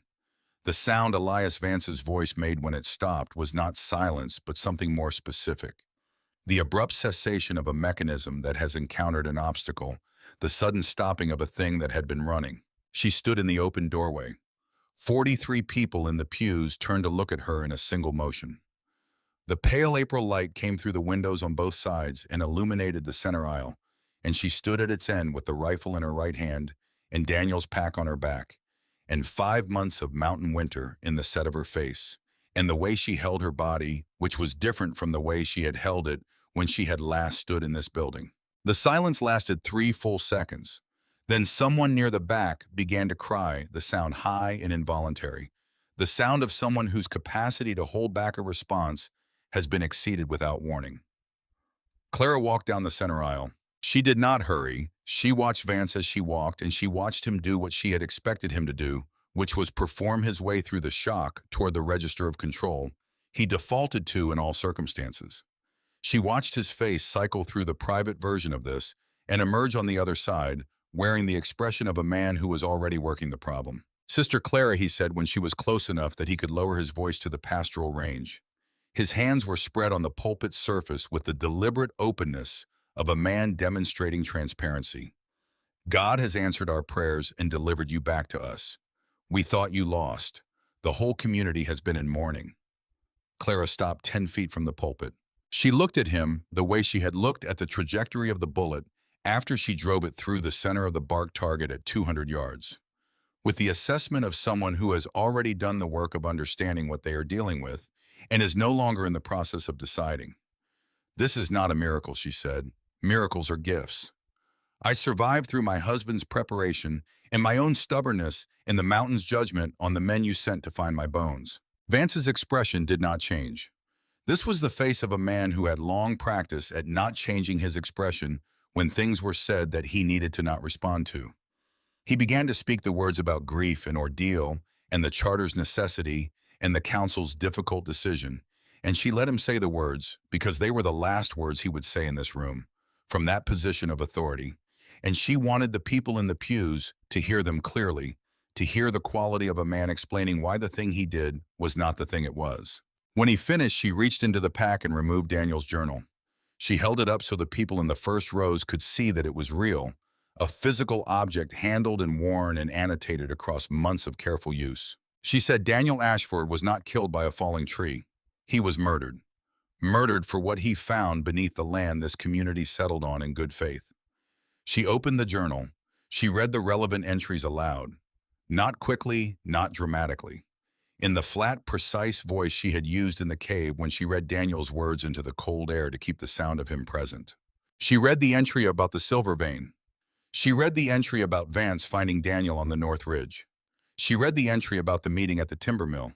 She read the final entry in full, every word, including the last ones. The meeting house was very quiet. Murmurs moved through the congregation as the reading progressed, the particular sound of people absorbing information that reorganizes everything they believed they understood about their circumstances. She watched faces move through the sequence. Doubt first, the reflex resistance to information that threatens the stability of established belief. Then the arithmetic of detail, the dates, the specifics, the chemical assay results, the names of men from Helena who had visited Salvation Creek under false pretenses. Then the arithmetic resolving into something harder and less comfortable than doubt. Vance raised his voice when she finished. The words he used, madness, grief, isolation, distorting judgment, a broken woman who could not accept what had happened to her husband, were words she had anticipated and prepared for. She let him use them. She let the room hear them. Then she looked at the people in the pews and said, "The journal documents meetings between Reverend Vance and representatives of a mining company called Harlan and Set out of Helena. It documents the existence of contracts signed and dated for the sale of 500 acres of this valley's land that includes the homesteads of 12 families seated in this room. Those contracts, if they stand, will result in every family in this settlement being removed from their land. Not just Daniel and me, all of you. The quality of the silence changed. It was no longer the silence of people who were uncertain about what they were hearing. It was the silence of people who have heard something that they cannot unhear, and whose implications they are beginning to calculate with the focused urgency of men and women who have just understood that they are not spectators to someone else's misfortune, but participants in their own. 3 men rose from the front pew. They moved toward her with the cautious approach of people who had been asked to do something they were not entirely certain they wanted to do, men following the authority of habit rather than conviction. Clara raised the rifle and tracked across all 3 in a single smooth motion. They stopped mid-step with the unanimity of people who have just understood something that a moment before they had not. "Sit down," she said. "Everyone stays where they are until I'm finished." They sat. The room did not move. Garrison Mercer had been sitting in the 4th row on the left side of the aisle, through all of this, in the seat he occupied every Sunday, in the posture of a man who has spent the service trying to decide something and has not yet succeeded. He was a large man, broad through the chest, with the hands of someone who had spent years in physical work, in the face of someone who had spent the same years trying to be fair-minded in circumstances that did not always reward fairness of mind. He was looking at his wife. Ruth sat 2 seats to his left, her hands folded in her lap with the careful rigidity of someone holding themselves together through force of will. Clara had not looked at Ruth since she entered the building, and she did not look at her now. But she saw Garrison looking, and she saw what he found there, and she saw what it did to him, the thing that a man sees in the face of the person he loves when they are ashamed, and he understands the full weight of what the shame is about. He saw his wife carrying something that had been eating at her for 5 months. He saw a woman who had made a choice she could not undo and had been living in the shadow of that choice every day since October. He saw the cost of silence when silence is a form of complicity, and he understood in the way that men understand things when the evidence is right in front of them and the moment will not wait, that the person who needed to stand up was him. Not because Clara was pointing a rifle at the room, not because the evidence was overwhelming, not because he had no choice, because his children would grow up in this valley and would one day ask him where he stood, and he intended to have an answer he could give them without flinching. Garrison Mercer stood up. He did not look at Clara. He did not speak to her or ask her permission or wait for her direction. He turned to the 3 men nearest him in the pew and said in a voice that was quiet and not at all theatrical that they were going to go look at what Elias Vance kept in his cabin. He said it the way a man says something he has already decided, not as a proposal, but as a statement of what was about to happen. He walked to the door. 6 men followed him without discussion. Elias Vance's voice rose behind them, the authority in it acquiring a new quality, the quality of something that is discovering the limits of what authority can do when the people it relies on are no longer listening. He said they had no right to enter his private home. He said the charter protected private property. He said they would answer for this violation of community principles. The men walked out the door. Clara kept the rifle on Vance. He looked at her across the distance of the sanctuary with the eyes of a man who is still calculating, still looking for the angle that is not there. She looked back at him with the eyes of a woman who spent 5 months in a cave with nothing but time to understand exactly what he had done and exactly what she intended to do about it, and the rifle between them was a fact that foreclosed a great many of the angles he was looking for. They waited. The room held its breath. Outside, the sounds of men moving with purpose between the buildings carried faintly through the walls. Inside, the only sounds were the settling of the old timber frame and the occasional suppressed sob from somewhere in the back rows and the shallow, controlled breathing of 43 people who had finally understood that the world they thought they were living in was not the world they were actually living in. Vance tried once more. His voice dropped to the intimate register he used for private counsel, the voice of a man offering a confidential truth. "You have suffered greatly," he said. "No one disputes that. What was done to you was severe, and I accept that the council's decision caused you harm. But what you are doing now with these accusations, with this journal, that may or may not reflect events accurately, will destroy everything these families have built. Is that what Daniel would have wanted? To see his death used to tear apart a community?" Clara looked at him for a long moment. "Daniel wanted the truth," she said. "He wrote it down so there would be no argument about what it was. He did that because he knew you would say exactly what you just said. He knew you would make his death about the community's well-being. He knew you would find a way to make the accusation seem like the crime. He prepared for you, Reverend Vance. He prepared for you more carefully than you prepared for him. And that is why you are going to lose. Vance had no response to this that he could make work, and she watched him understand that, and watched the calculation behind his eyes shift, from finding an argument to finding an exit, and watched him understand that there was no exit either. Not with the rifle in her hands, and the men going through his cabin, and the room full of people who were beginning to understand what had been done to them. Garrison Mercer returned in 40 minutes. He came through the doors with his arms full of things he had found in Elias Vance's cabin, things that were now distributed between himself and the 5 men who followed him back into the meeting house and deposited their contents on the floor in front of the first pew with the deliberate care of men presenting evidence rather than making an accusation. Chunks of silvery ore, their surfaces catching the light from the windows with the unmistakable gleam of high-grade silver. A metal strongbox that Garrison set down with the weight of something substantial inside it. A leather satchel. And a stack of papers, folded documents that unfolded to reveal the letterhead of Harlan and Set Mining Company of Helena, Montana, dated and signed in Elias Vance's handwriting across multiple pages covering multiple transactions spanning more than a year. Garrison looked at Clara for the first time since he had stood up. His expression was not that of a man who had done something heroic. It was the expression of a man who had done what needed to be done and understood that doing it did not cancel what had not been done previously, and was prepared to carry both things for as long as necessary. "It's all here," he said. Everything, she said.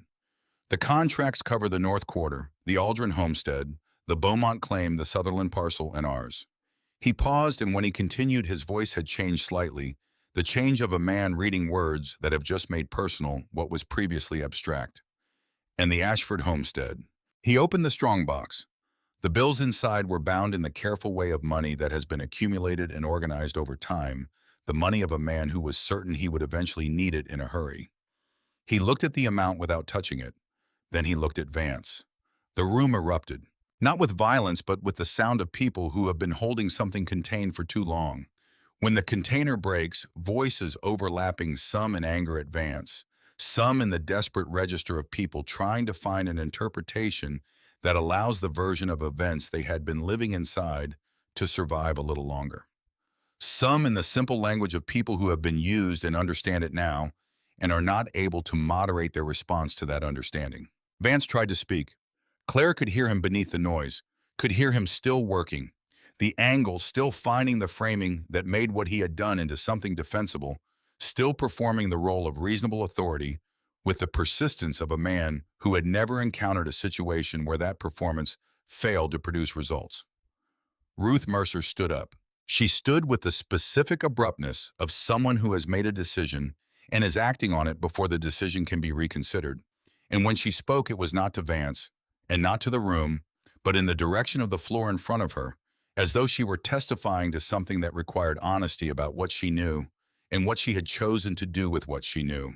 She said that she had known not everything but enough, that Vance had told certain members of the community members whose continued cooperation he needed, that Daniel Ashford had been creating problems that the community could not sustain, that the situation had been resolved in the community's best interests, that she had understood what resolve meant, that she had said nothing, that she had told herself she was protecting her family, that she had known on the morning of Clara's eviction what she was watching and had stood there and watched it anyway. She stopped speaking. The room was very quiet. Clara looked at Ruth Mercer for the first time since she had entered the building. She looked at her for a long moment, looking at the woman who had pulled her hand away at the graveside and had stood at the back of the crowd on the morning of the eviction and had chosen the thing she had chosen. She looked at her long enough to see the full weight of what Ruth was carrying and to understand that Ruth would carry it without resolution for the rest of her life, which was not justice but was its own kind of sentence, and that no words from Clara would lighten it or make it heavier than it already was. Then Clara looked away. Garrison Mercer crossed the room and took Elias Vance by the arm with the firm but not violent grip of a man who has decided what comes next and is executing the decision without anger and without ceremony. Vance's resistance was verbal, only the words of a man who had built his power entirely on other people's willingness to comply with it, and was now discovering the precise dimensions of what his power actually was when that willingness was removed. Is there any objection to confining Reverend Vance until legal authorities can be summoned? Garrison asked the room. The room did not object. Clara lowered the rifle. She did not accept the offers of hospitality that came in the hours that followed, tentative and guilt-laden and sincere in their way, but representing a kind of proximity she did not have the capacity for.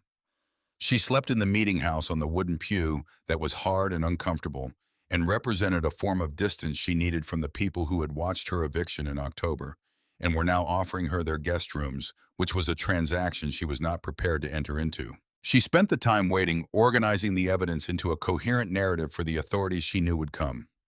The journal, the ore samples, the contracts, the strongbox and its contents.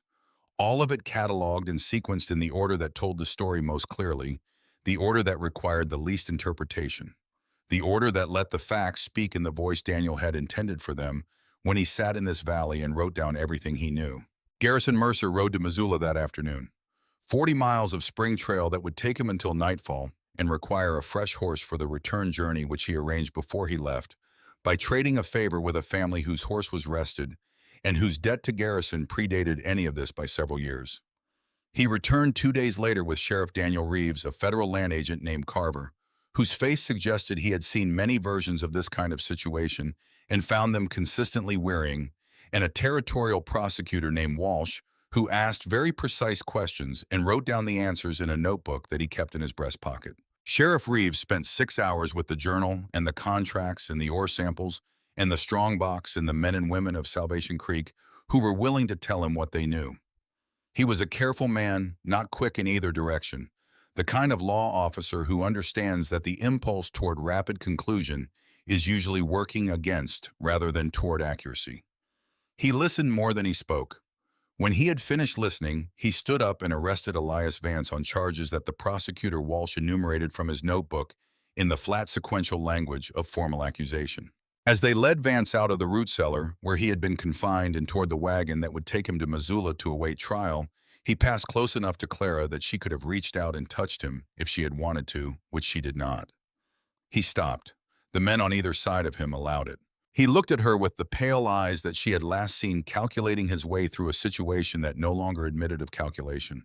And he said that she had destroyed everything he had built, everything the community represented, everything that had been good about this place. Clara looked at him the way she had been looking at things since October, with the assessment of someone who has stripped away everything that is not accurate, and has learned to see what remains with a clarity that is neither cruel nor merciful, but simply precise. "You destroyed it," she said. "The morning you met my husband at the timber mill, I just made sure people knew." They took him to the wagon. She watched him go. She did not feel the catharsis that stories suggest should arrive at such moments, the clean emotional resolution of a wrong made right. What she felt was more functional than that, the recognition that a process had been set in motion that would proceed without her needing to hold it up. That Daniel's careful documentation had done what he intended it to do. That the mountain had held her long enough for her to come back and do what needed to be done. She had done what she came to do. The legal proceedings took the months they took. Elias Vance was tried in July of 1979 on 2 counts of first-degree murder. Daniel Ashford, and in an addition that surprised Clara when the prosecutor Walsh informed her of it.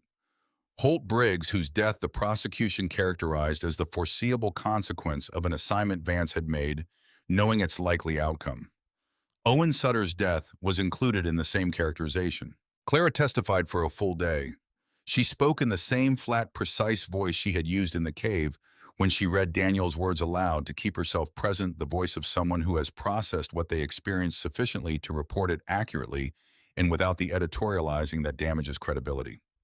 The defense questioned her stability, her sanity, the reliability of a woman who had spent 5 months alone in the wilderness, which the prosecutor Walsh addressed with the medical testimony of the physician who had examined her on her return and found her physically depleted but mentally precise, her account of events consistent with the physical evidence in ways that could not be fabricated. Vance was convicted on all counts and sentenced to 30 years in the territorial penitentiary, which would exceed his probable remaining lifespan by a significant margin.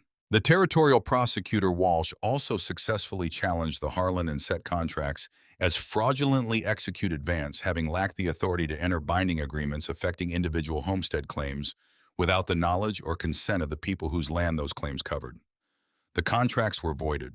The land remained with the families who had settled it.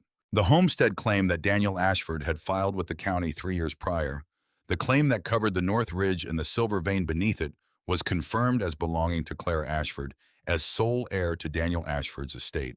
The land agent Carver met with her twice in Missoula before the trial to discuss the mineral rights and the practical implications of what the North Ridge contained. He was a precise man who understood that the numbers he was conveying were ones she had not had occasion to contextualize, and he conveyed them with the care of someone who understands that the distance between a person's financial reality and the numbers they are being told can be large enough to constitute a form of disorientation. $340,000 was the figure the Denver Mining Company put forward when their representative came to Missoula in September of 1979 to discuss the acquisition of 60% of the mineral rights. This was not a final number, the representative said. This was an opening number. Clara told him it was the final number. He accepted it. Before the papers were signed, she had her attorney draft a separate agreement establishing that 40% of the mineral rights would be held by a consortium of the Salvation Creek families administered through a trust, structured to ensure that the income could not be alienated from its intended beneficiaries by any future arrangement that might appear in the community's governance. People asked her why. They asked in the direct way that people ask things when they genuinely do not understand the reasoning behind a decision that appears to benefit people who had not earned the benefit. She said Daniel would have wanted this, and this is what I can give him. It was the truest answer she had, and also the most complete one, and she did not elaborate on it because it did not require elaboration. Daniel had spent a year surveying those mountains not because he wanted to be wealthy, but because he believed that what was beneath the land belonged to the people who had committed their lives to living above it. He had died trying to find a way to make that happen fairly. She would make it happen in the way that was available to her, which was the only way left. She left Salvation Creek for the last time in November of 1979, when the first serious snow of the season was beginning to find the high passes and the Bitterroot Mountains were assuming the white configuration she had come to know as thoroughly as she had ever known any landscape. The community had voted to rename itself Ashford's Hope, a gesture she accepted without comment, which was the most she had to give. Ruth Mercer came to say goodbye. She stood at the edge of the road with her coat buttoned to the collar and her hands folded in front of her, with the posture of someone who has been practicing what they intended to say and has lost confidence in it on arrival. She said that she was sorry. She said it several times in slightly different arrangements, as though the right combination of words might find a way through what she could see in Clara's face. Clara looked at her for a moment. Ruth had been her closest friend in this place, the person she had sat up with through 3 nights of fever, the person she had trusted with the ordinary dailiness of her life in Salvation Creek. The betrayal of that friendship was not something that had diminished with time. It had clarified the way all things clarify when you have spent enough time with them in a cold and quiet place. Your prayers did not keep me warm, Clara said. The mountain did. You made your choice in October. Live with it. She turned and walked to the horse she had purchased with a portion of the advance payment, adjusted the pack behind the saddle, and rode west toward Missoula without looking back. She arrived in Seattle in January of 1980 in the middle of the city's mild version of winter that felt, after Montana, like a climate that had decided not to be serious about itself. She purchased the struggling veterinary clinic on the recommendation of an attorney who had heard from another attorney who had heard that a woman with money and a nursing background was looking for purposeful work in a city large enough to disappear into and small enough to build something in. She hired a licensed veterinarian to manage the clinical work and learned the practice alongside him, her surgical background translating into the animal context with the pragmatic efficiency of skills that are fundamentally about precision and care, regardless of the specific patient. She was good at it, not immediately, but with the progressive competence of someone who applies genuine attention to what they are learning and is not in a hurry to pretend to mastery before mastery is actual. Within 5 years, the clinic had expanded. Within 10, she had trained several young veterinarians who went on to their own practices carrying a standard of work she recognized as the standard she had tried to model for them. She never remarried. There were occasions when the question presented itself in the form of men who found in her the qualities that quiet, competent, self-sufficient women can project without intending to project them. She was courteous in those situations and clear. She had learned in Whispering Hollow that she was sufficient unto herself, which was not a statement about loneliness, but a statement about adequacy. She had what she needed to build a life with, and she built one that was full and purposeful and entirely her own. Ruth Mercer wrote letters for 3 years. They arrived at the Seattle address that Clara had shared with Garrison, who had shared it with Ruth, which Clara had anticipated and not attempted to prevent, because preventing it would have been its own kind of ongoing attention to something she had decided to release. She read the first 2 letters. They were long and earnest and moved through the same sequence of remorse and explanation and hope for response. The third letter she left unopened on her desk for a week, then placed it in the drawer with the other mail she intended to deal with. Eventually then, one evening, understood that there was nothing she intended to do about it, and never would be, and placed it in the box in the closet where it stayed. The letter stopped after 3 years. Some distances established at certain moments under certain circumstances do not close. This was one of them, and Clara had made her peace with that fact in the same way she had made her peace with many facts during 5 months in a cave by looking at it directly until it was simply a fact and not a source of ongoing pain.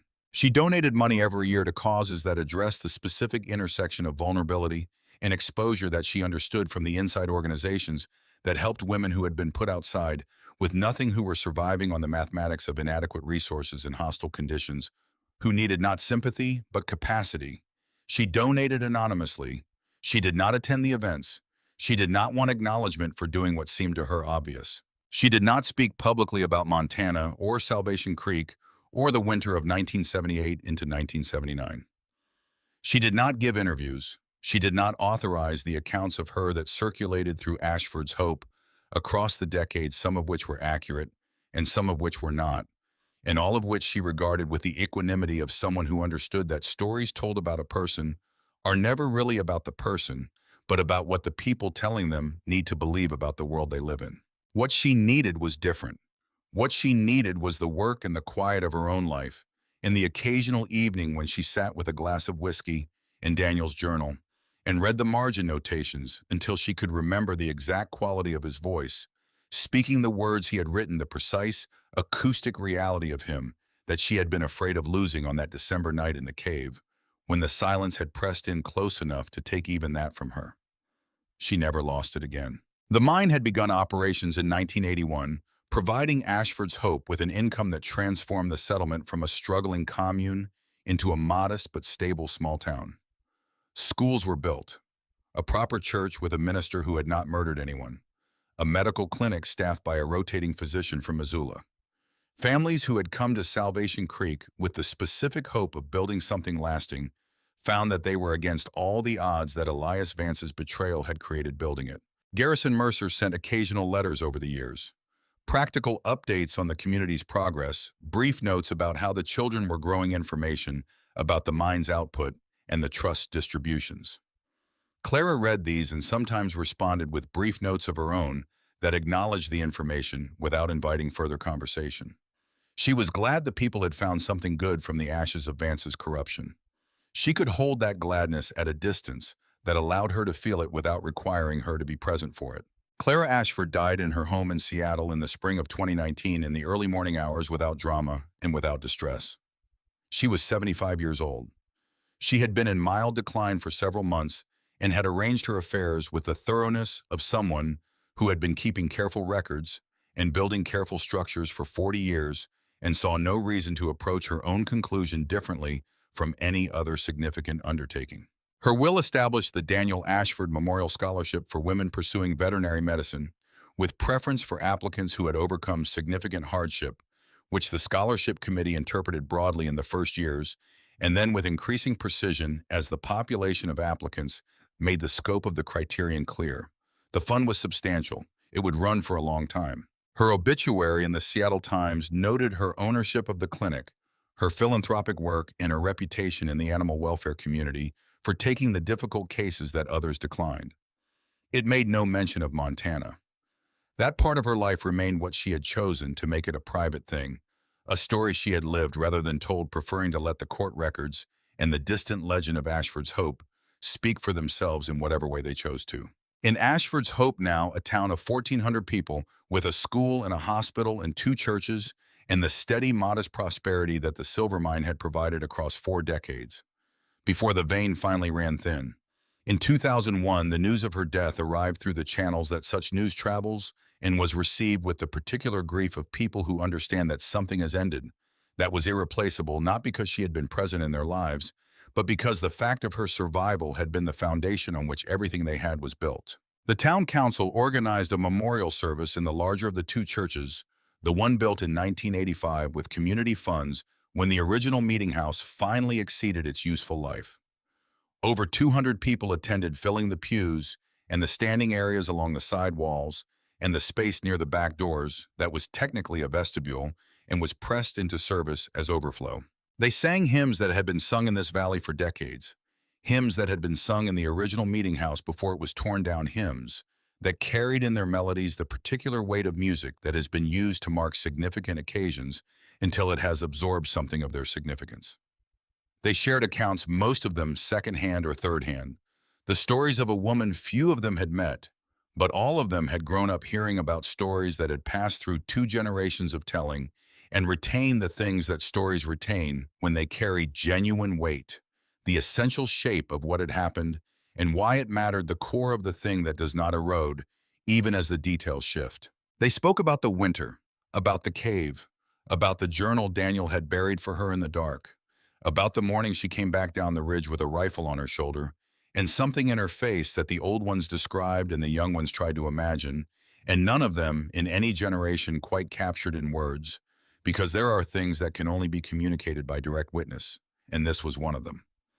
At the end of the service, the pastor called for a moment of silence. 200 people went quiet at once, which is its own particular sound.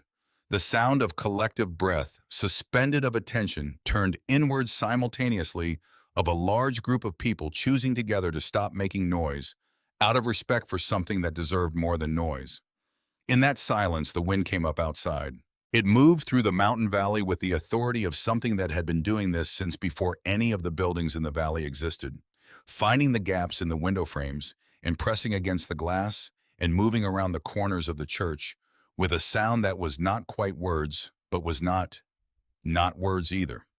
The sound of air moving through shaped spaces, which is the closest a mountain ever gets to language. A boy of 8, sitting between his mother and his grandfather in the 4th row, turned to the old man beside him and asked in a whisper that was louder than he intended, "Was she afraid?" The old man was 71 years old, a retired school teacher who had lived his entire life in Ashford's Hope, and whose earliest clear memory was of standing in a dirt yard on a cold April morning at age 8 and dropping a water bucket when he looked up and saw a woman coming down the ridge with a rifle on her shoulder and something in her face that made every adult around him go very still, made them stop what they were doing and just stand there looking in the particular arrested way of people who are witnessing something they will spend the rest of their lives trying to find adequate words for. He looked at his grandson for a moment.